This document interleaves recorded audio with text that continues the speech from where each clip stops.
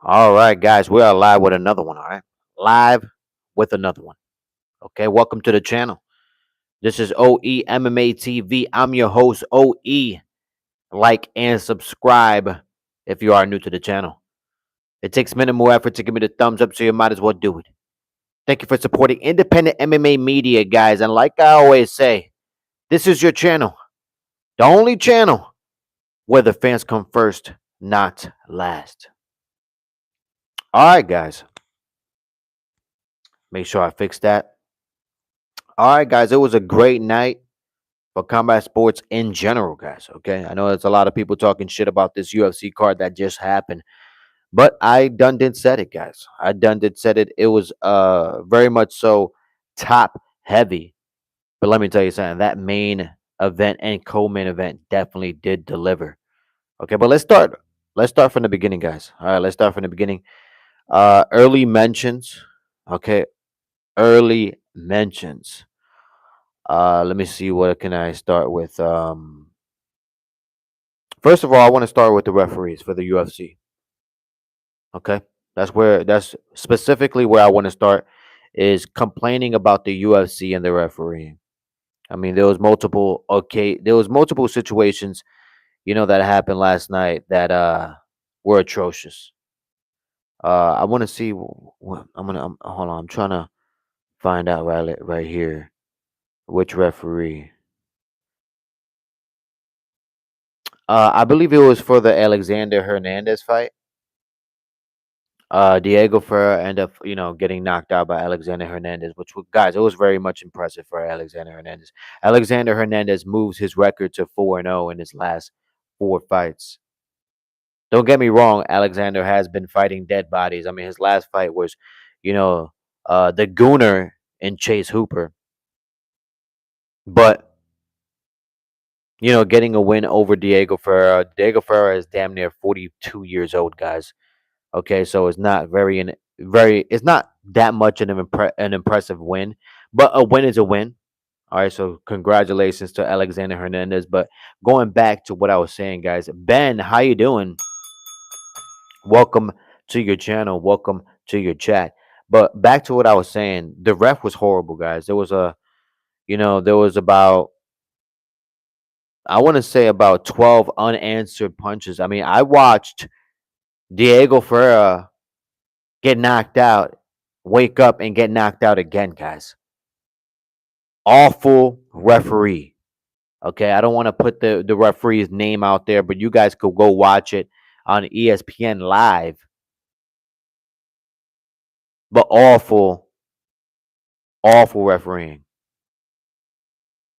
Alexander Hernandez literally just he knocked him down and started hitting him with some unanswered punches, and the referee was standing right over them, just watching Diego Ferreira die. Literally watching Diego Ferreira die right before our eyes, guys. Okay. How you doing? How are you doing? I subscribe. Thank you so much, man. I really appreciate it. I really appreciate your support and liked. I thank you so much for subscribing and liking. That is what's up, man. Thank you for supporting this community. Hello, are you contacting me regarding community guidelines breaches? You have 20 minutes to reply with your justification. Type 1 to find. Man, come on, guy. Stop the nonsense. Which fight was that? That was the Alexander Hernandez fight, man. That was the Alexander Hernandez fight versus Diego Ferreira. I mean, it was awful, guys. The referee for that fight was awful, guys. Okay, needs to be fired. He needs to be investigated, actually, in my opinion. Go back and watch my live. That's exactly what I said, guys. Okay, that referee needs to be investigated ASAP. ASAP. Okay? Investigate the guy. Because that was awful. Okay? Very much awful, guys. Like and subscribe if you are new to the channel, okay? Support the community. Run up these likes and run up these subscriptions. My name is uh Albin. I don't know what that says. From church. Are you talking about football? No, Taylor, I am not talking about football. Okay, I'm talking about combat sports, and specifically right now, mixed martial arts, UFC. You know what I mean?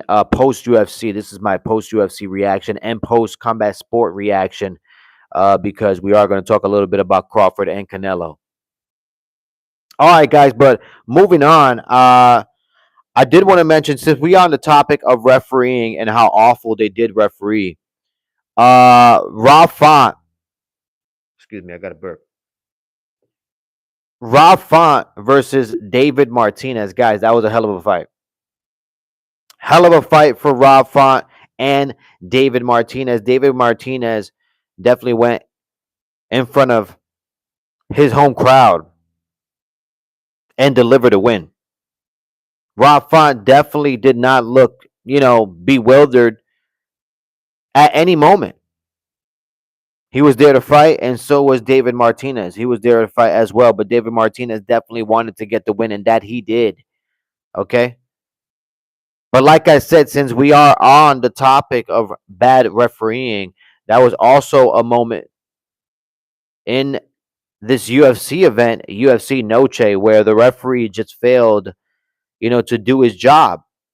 I understand, in this particular moment, the crowd was screaming. It might have been noise, it might have been too much noise, and he most likely didn't hear, most likely didn't hear the bell. But for this Rob Font and David Martinez fight, towards the end of the fight, in that third round, David Martinez was landing multiple punches off Rob Font, and the round was over, and the referee never stopped it. It must have been 6 to 8 seconds after the fight should have been over already, and Rob Font was still getting hit. Unbelievable.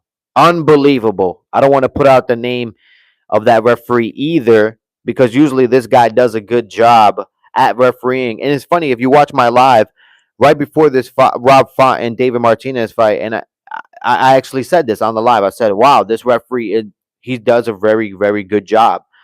But unfortunately, he did a huge mistake. Money blog. I don't know what that says. Kristen, what's going on, man? Welcome to your channel, guys, and welcome to your chat. But that was a huge fight, huge win by David Martinez. Congratulations to him to get the win in front of his home crowd. What else? What else can I mention for this UFC Noche, guys? I mean, uh,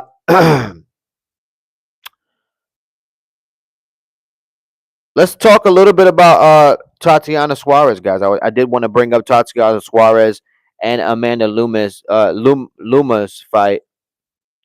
Um, Tatiana Suarez, guys, barely won. Okay, barely won. I'm not buying what the UFC was trying to sell me about Tatiana Suarez. I'm just being honest, guys. Okay. When it comes to Tatiana Suarez, um, I think Amanda actually could have won that fight. To be honest, the judges did give it to Tatiana Suarez. However, towards the end of the fight, man, in that third round, Amanda was landing multiple ground and pounds, and let me tell you something. It was getting close to the point where Tatiana had no answer on the ground. Usually, where she finds success. So I did want to bring that up. I think Tatiana Suarez needs to reevaluate her career as a mixed martial arts fighter in general. I'm just being honest with you after a performance like that. I'm just being real, guys. Okay. Hello, brother. Did you watch Canelo Crawford yesterday? I did. I did go live for that, Assad. I did go live for that as well. We'll talk a little bit about that in a few moments, guys. Um, what else? What else can I bring up about this UFC Noche card, guys? I mean, Kevin Gastelum and Dustin. That was another banger, guys. That was another banger. Okay, as expected. I thought this fight was gonna be a banger. As I saw it. I mean, Dustin versus Kevin Gastelum. I mean, Kevin Gastelum is definitely, not in his prime anymore. I mean, Kevin Gastelum was throwing haymakers out there, left hand after left hand, and Dustin was standing right in front of him, like a damn, like a EPO, just monster. And Dustin would not go away. Kevin Gastelum could hit him with the kitchen sink, But Kevin Gastelum, even with Kevin Gastelum missing weight, Dustin still stood in the fire with Kevin. Man, it was a terrific fight. That fight was a terrific fight. Unfortunately, Kevin Gastelum didn't make weight. He most likely weighed 215 pounds. In the octagon. To be real with you guys, all right. But still, Dustin stood in the fire. Kevin stood in the fire, giving us a fantastic fight. But we'll see what's next for Kevin, man. I mean, he keeps missing weight. This might be his 600th time for missing weight, guys. And I'm just being real. That is facts. Okay. Um, what else? We got Jared Gordon versus Rafa Garcia, guys. If I would have known Jared Gordon was hobbling, okay, barely making it to the octagon, I already knew Jared Gordon was an older fighter. Okay, I already knew that coming in. But I picked Jared Gordon to beat Rafa Garcia because I thought Jared Gordon was the more experienced mixed martial arts fighter, which he is. However, I did not know that Jared Gordon was going to be hobbling into the octagon with a knee brace. Okay, I mean, guys, you can tell that he was definitely compromised. Okay, I said it in. Go watch my live, guys. Go watch my live. And as I'm watching Jared Gordon make his way to the octagon, and I see his knee brace, I mentioned, "Oh my God, Jared Gordon is wearing a fucking knee brace, guys." Okay, not only is this guy older, and not only did I pick him, but now here's this guy with this knee brace, and hopefully he's not compromised because by the looks of it, I mean, the guy looks compromised. And there he was. There he was, guys. Jared fucking Gordon going into this fight compromised, most likely blown out ACL, MCL. Okay? The guy couldn't even fucking move, and Rafa Garcia couldn't even finish the guy. Okay? Speaks volumes about Rafa Garcia's capabilities in the octagon. Okay? Terrible, guys. Terrible. Don't get me wrong, it was a good fight. Like watching it live, I mean, Jared Gordon could barely fucking move, guys. All right, but hey, it gave us, some good entertainment because Rafa Garcia, he could not knock out Jared Gordon, and Jared Gordon was standing right there in the pocket, and Rafa Garcia was just throwing combinations, and Jared Gordon was answering combinations as well. Okay? Jared Gordon was one kick away from being DQ'd. Okay? Unbelievable, guys. Unbelievable. But we move on, guys.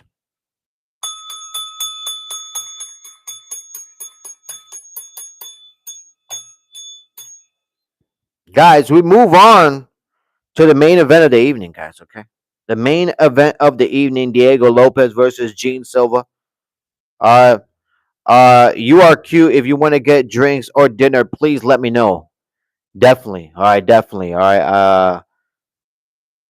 I do have a busy schedule, but hit me up. Hit me up. But yeah, guys, Diego Lopez versus Gene Silva, guys. I mean, guys, Gene Silva had a lot of momentum going into this fight. I did mention Diego Lopez. He comes with a lot of experience. He did fight the champ in Volk. He lost against Volk, but he did fight him, which gave him a lot of experience in that high level. Gene Silva did look very good at moments, but in that first round against Diego Lopez definitely showed that there's levels to mixed martial arts, and Diego Lopez used his full mixed martial arts skills and brought down Gene Silva. Uses wrestling, uses Brazilian jiu-jitsu to the point where Gene Silva he couldn't even get back up to his feet, let alone you know uh get off get Diego Lopez off of top mount. It speaks volumes about Gene Silva's skills in Brazilian jiu-jitsu and off of his back. I mean, You can't get a guy off of you like that. At least to protect yourself, to get yourself to side control and work your way back to guard. I mean, I don't know what to say about Gene Silva. He still has a lot of improvements that he has to make to his game. But Diego Lopez definitely showed that there's levels to this mixed martial arts game, because in the second round, where Gene Silva actually was finding success was in the striking affair. Gene Silva found himself getting knocked out by Diego Lopez with a spinning back fist. Okay? I mean, not a spinning back fist, a spinning back elbow, excuse me. A spinning back elbow by Diego Lopez that just dropped Gene Silva, cut him, had Gene Silva bleeding all over the octagon. It was vicious, guys. It was vicious. Let me read some of these comments. Hey, bro, how are you, man? I'm doing good, man. I am doing good, guys. Hopefully, you're having a good one and you enjoyed your weekend. Hey, bro, who are you scolding to? Man, you are scolding to. Guys, like and subscribe if you are new to the channel, because okay, support the community. Like I always say, this is your channel. Okay, the only channel where the fans come first, not last. But yeah, guys, congratulations to Diego Lopez. To be honest with you, it was great. Dean, welcome back to your channel. Welcome back to your chat. What up, Joe? What's going on? Nick WWE Game. Uh, what up, Joe? How are you doing? I'm doing good, man. Blesses to you. Blesses to you guys. Run up these likes and run up these subscriptions. Support the community, guys. All right. But yeah, guys, congratulations to Diego Lopez for basically going in there and beating Gene Silva and stopping their momentum. But guys, you know, it was a good night. It was a good night for the UFC. I thought they delivered. If I had to give if I had to give a number and grade this UFC Noche card, 1 to 10, I'm gonna give this card a solid. I'm gonna give it a solid 5. Okay, it wasn't a a bad card, but it wasn't an amazing card. Okay, if I had to be real. So I give it a solid 5. It was very much top heavy. I thought Rob Font and Diego Lopez, David Martinez, Gene Silva, I thought all of them had, terrific fights. It was fun. It was a fun. Those were fun fights to watch, to be real. And then I thought Alexander Hernandez and Diego Ferreira, that was a fun fight as well. Alexander Hernandez going in there and knocking out Diego Ferreira. That was fun. What else? Yeah. I mean, yeah, it was a good night of fights. Solid 5 if I had to rate it. Good night of fights for the UFC. Congratulations to Diego Lopez and congratulations to David Martinez, a young guy, to actually be there at the co-main event, and he answered the bell. I can tell you that much. So congratulations. Uh, let's talk a little bit about Crawford, guys. Let's talk a little bit about Canelo and Crawford. I had the fight a lot closer than what a lot of people thought it was. But I thought it was a terrific. I thought it was a terrific fight. It wasn't one of those amazing barn burner fights. Like, I'm just being real, guys. There wasn't even any blood. Like, none of these boxing fights had any blood, guys. Okay, guys had barely any marks on their face. But for this fight, for this Canelo and Crawford fight, it was as expected. I mean, these guys are very technical. They move very well. Head movement is on point. So to land a clean punch to the point where, you know, uh, you know, you're making your opponent bleed or has a broken nose, etc. It's very hard. It's very hard in today's day and age. So we didn't get that, but we got a very technical fight between Canelo and Crawford, and Crawford came up on top, guys. I went live for this UFC event, UFC Noche, for the main card, and I also went live for the Canelo and Crawford fight as well. It was a good fight, good technical fight. Congratulations to Crawford. I had Crawford winning. I thought it was. I thought it was. It was. I thought it was either going to be a draw or Crawford was going to win, because he was up 2 rounds, or a round. That's what I thought. To be honest with you. Um, and I did want to bring up, guys. I mean, there's like there's a separation here, guys. There's a lack of respect here between the analysts, analysts that are boxers and analysts that are mixed martial arts analysts. You know what I mean? I mean, there's a definite, separation there, and it's hilarious because John Anik, John Anik actually called out those boxing announcers. There was a moment there where John Anik was actually talking to them, and he was actually asking them a question, and both guys weren't even looking at John Anik, and John Anik even mentions, "Oh, so you guys are not going to look at me on live." On live, John Anik literally said, "Oh, so you guys are not going to look at me." I thought that was, I mean, it was a cringy moment, guys. You know what I mean? It was a cringy moment, and like I almost, as I'm watching it, I'm like what the fuck is their problem? Like, I understand there might be different ways that John Anik might be used to doing some things, especially when he's doing his UFC thing. They might look at each other, they might turn around and they might look at each other and stuff like that. But not always. You know what I mean? Not always. I think honestly, I'm just being real with you. I think John Anik was just tired of it. I think the whole night. I even mentioned it on my live as I'm watching the Canelo and Crawford fight. And actually, I got live and watched the Coleman event prior to the Canelo and Crawford fight. And as I'm watching the Coleman event, I actually mentioned that you barely hear John Anik. He comes in every so often and says something, but you barely hear him. These other two commentators there, they do it. You know, I guess they felt the need to fill in the air, and John Anik didn't have any, barely had any moments there to commentate. If I'm just being real, and I think John Anik felt that way as well, and he was just tired of it, and he called him out.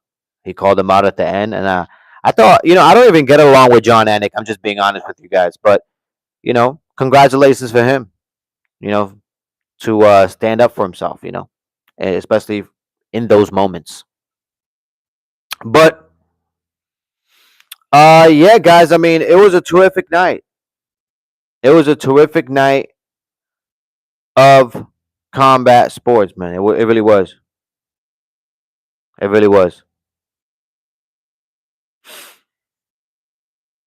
John Anik got bullied. He most likely did. He most likely was getting bullied, during the whole Canelo and Crawford and the whole, event in general. But I thought John Anik held it down. I thought John Anik held it down, guys.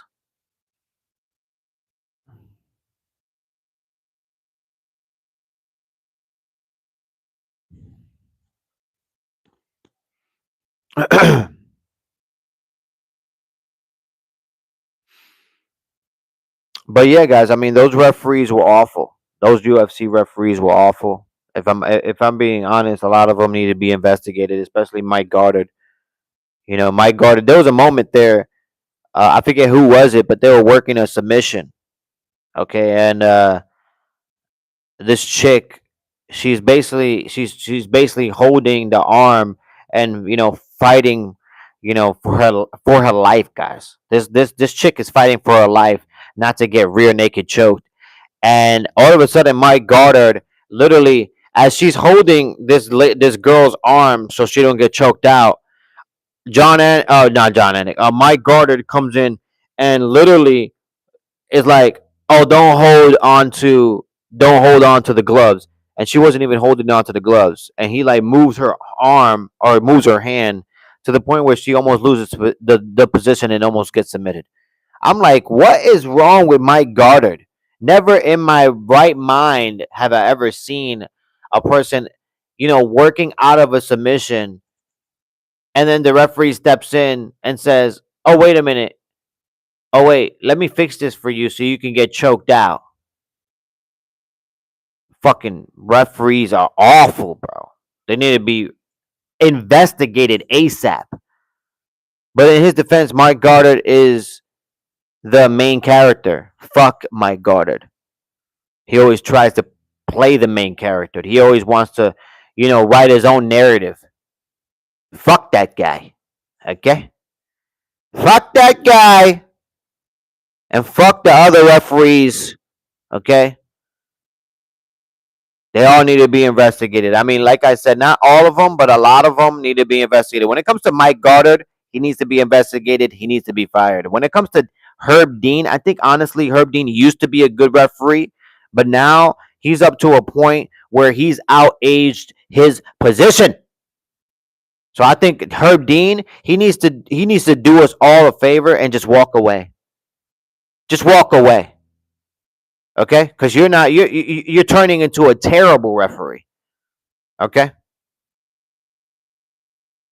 Two guys that are awful examples of the standard of the refereeing right now. Awful guys. Awful. But yeah, guys, like I said, it was a great night. A great night for combat sports. Um, if I'm being honest, guys, if I'm being real, man, that boxing event from beginning to end. Maybe I haven't watched boxing for a long time, or maybe I was spoiled when I was growing up. You know what I mean? Like I got a chance to see all these great boxers, man. All these great boxers. I'm talking Arturo Gatti, Roy Jones Jr., Mike Tyson, Sugar Ray Leonard. I mean, guys, I got a chance to see some of the greatest boxers of all time. Okay, Tito Trinidad, Oscar De La Hoya, guys. I'm talking fighters and fights that are legendary. Okay, I got the privilege of growing up watching that shit.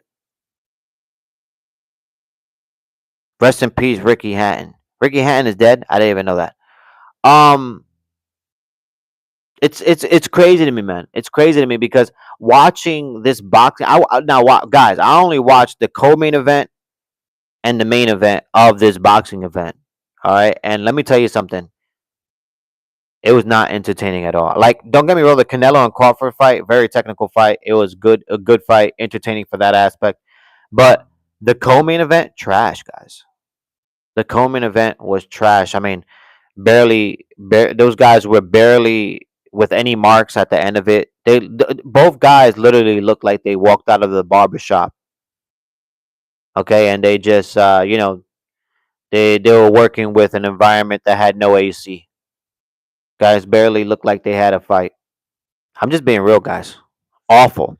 Boxing is at a at a bad state right now. Boxing right now in general, guys. The state of boxing right now, in general, in my opinion, is where the heavyweight division is in the UFC. In shambles, guys. In fucking shambles. Okay? And I'm just being honest, guys. I'm just being real. Awful. All fucking full.